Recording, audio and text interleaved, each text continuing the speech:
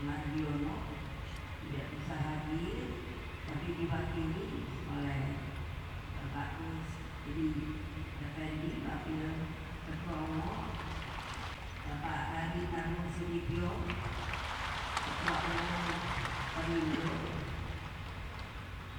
Lalu saya harus mengatakan, karena saya waktu mereka bertiga itu minta pada saya, kalau kami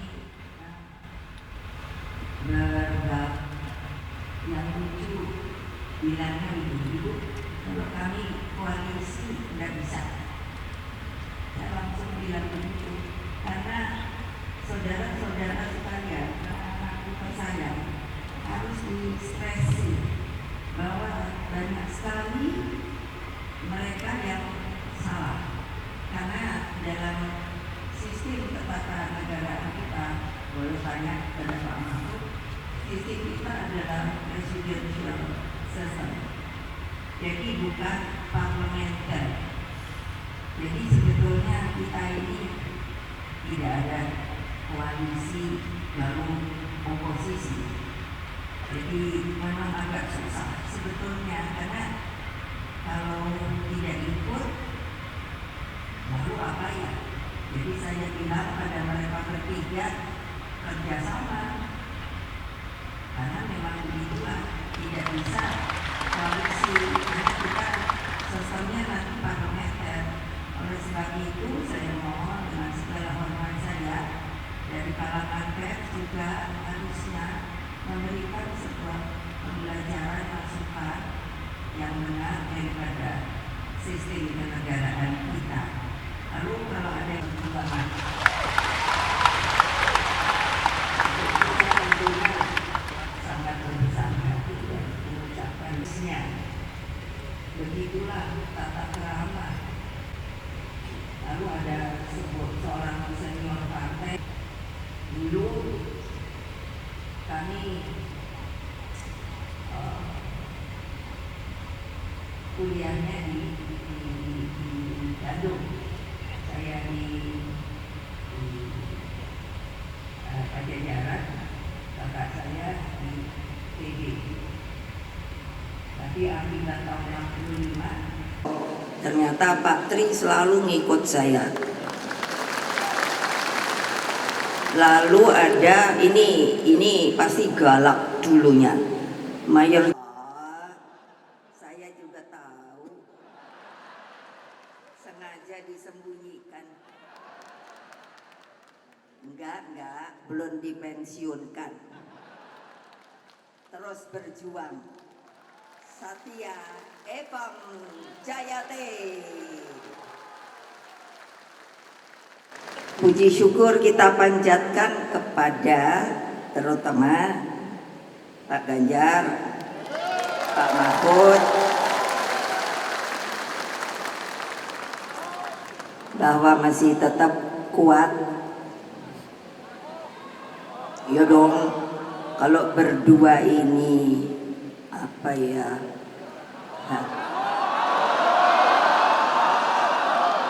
Lemas. Ya biar saya teriak-teriak ya gimana ya. Mudah-mudahan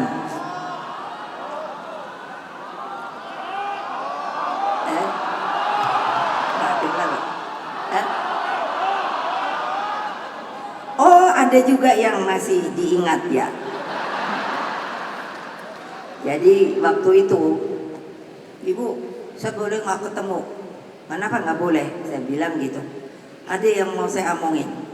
Wah, kok kayaknya ini sekali ya. Apa? Serius. Ya udah datang. Gitu.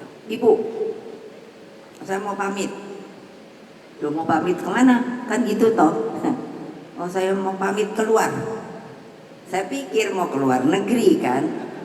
Jadi saya hanya bilang kan, ya sana pergi oleh-oleh ya. Tahu-tahu bukan Ibu, saya mau keluar dari Pertamina. Loh, kok keluar dari Pertamina?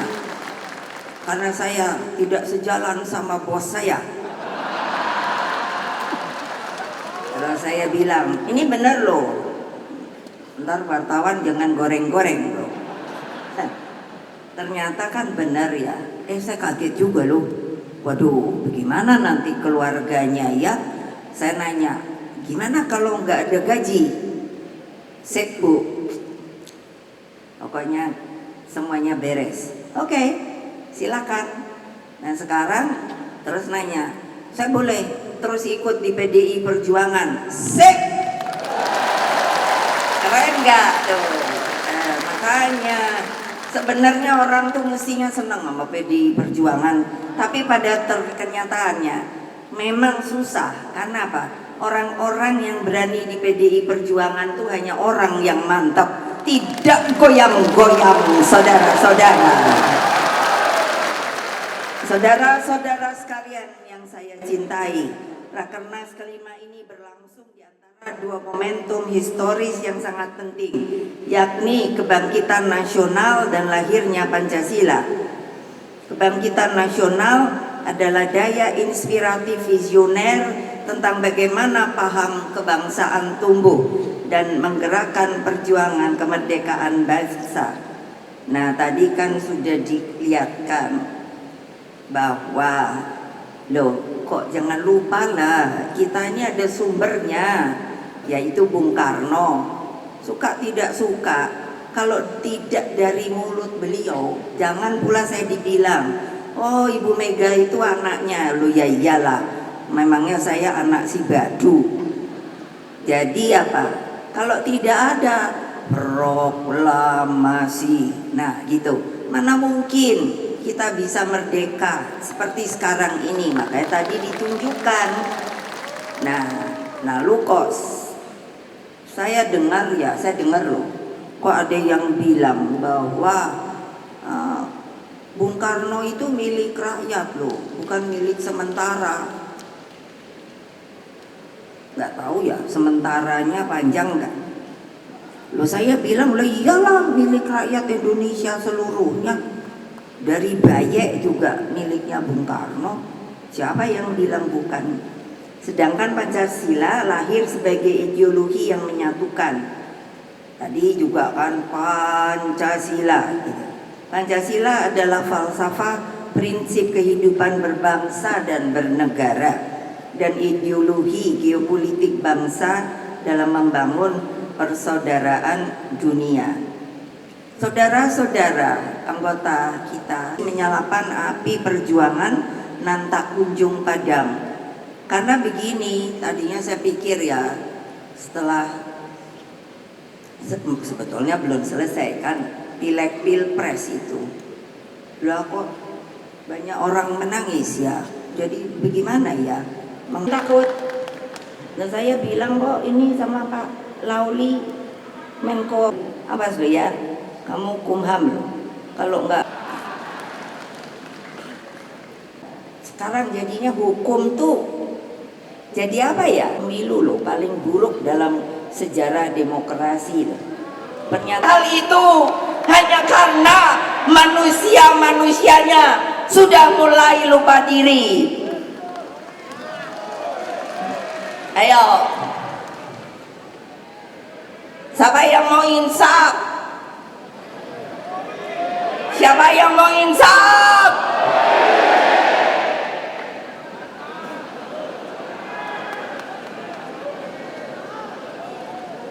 Saudara-saudara sekalian, rakyat Indonesia yang saya cintai dan banggakan dengan tulus, ikhlas, sudah menjadi tugas sejarah kita untuk tidak pernah berhenti berjuang, mengangkat harkat dan martabat para petani, buruh, dan nelayan. Ini bukan hanya slogan, namun benar-benar menjadi basis keperpihakan partai. Saudara-saudara tahu enggak sih bahwa apa?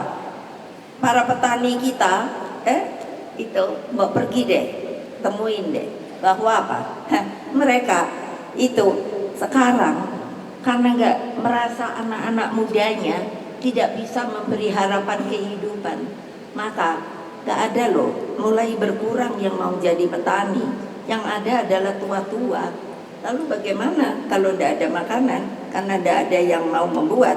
yaitu pertanian dan lain sebagainya. Apa motor importnya juga negara pengimportnya itu bukannya juga nanti mikir, wah nanti kalau kekurangan gimana dong, gitu loh. Namun pengalaman juga mengajarkan bahwa sebagai partai politik kita tidak bisa luput dari kekurangan, terlebih ketika kita berada di pusat kekuasaan. 9 tahun telah dilalui dengan berbagai dinamika politik. Begitu banyak tarik-menarik kepentingan terjadi. Bahkan jabatan menteri pun yang ibu dengar nih sekarang ini sudah mulai wah pada rebutan deh. Ketika menghadapi krisis multidimensi, saya lebih memilih membentuk kabinet yang ramping dengan jumlah menteri 33, tapi bersifat apa? Zakon kabinet, kabinetnya yang profesional. Jadi benar, the right man in the right place. Terbukti krisis dapat diatasi dan seluruh hutang terutama dengan International Monetary Fund dapat dilunasi. Pertanyaan saya, ayo mikir, utang kita ini gimana cara bayarnya? Ayo mikir loh, jangan enak-enakan tidur loh. Ayo ibu-ibu itu, wah, kayak apa kalau terjadi? Gimana? Ya silakan. Di dalam mensikapi politik ke depan, sebagai partai yang memiliki sejarah panjang di dalam memperjuangkan demokrasi, kita tetap menempatkan penting adanya checks and balances, bahwa demokrasi memang memerlukan kontrol dan penyeimbang. Namun kita juga tidak menafikan bahwa berpolitik mengandung esensi untuk selalu mendapatkan kekuasaan. Hanya bedanya apa toh? Yaitu strategi dan cara untuk mendapatkan kekuasaan lah yang membedakan kita dengan yang lainnya. Dalam menghadapi tantangan yang tidak mudah ke depan, demokrasi semakin memerlukan penopang masyarakat sipil yang kuat, pers yang handal, jangan lagi suka bully-bully, aduh pusing. Lalu bebas tapi terukur, bukannya bebas liberalism, bebas terukur, termaktub dalam Pancasila dan mengabdi pada upaya mencerdaskan kehidupan bangsa. Demokrasi juga memerlukan partai politik yang sehat dan berterlembaga serta sistem hukum yang benar-benar berkeadilan. Lalu bagaimana sikap PDI Perjuangan terhadap pemerintahan ke depan? Tentu harus dicermati dengan seksama. Partai harus mendengarkan semua suara akar rumput, dari yang berteriak-teriak sampai sayup-sayup, dan terus berjuang bagi terlembaganya demokrasi yang sehat. Inilah bagian daripada skala prioritas kita di Rakernas kelima ini. Apa yang saya pikirkan saat ini lebih pada tanggung jawab agar berbagai persoalan yang berkaitan dengan perekonomian rakyat mendapat perhatian serius. Perekonomian jangan dipersempit hanya sebagai upaya mengundang investor. Perekonomian bersentuhan dengan hak rakyat untuk mendapatkan pekerjaan, penghidupan yang layak, ketersediaan pangan dengan harga yang terjangkau, dan bagaimana merancang jalan Indonesia yang tentunya dapat berdiri di atas kaki sendiri. Saya sebagai Ketua Dewan Pengarah yang namanya BRIN, Badan Riset Inovasi Nasional, bayangkan saudara-saudara sekalian, dalam setengah tahun saya dalam memerintahkan untuk melihat yang namanya tumbuhan kita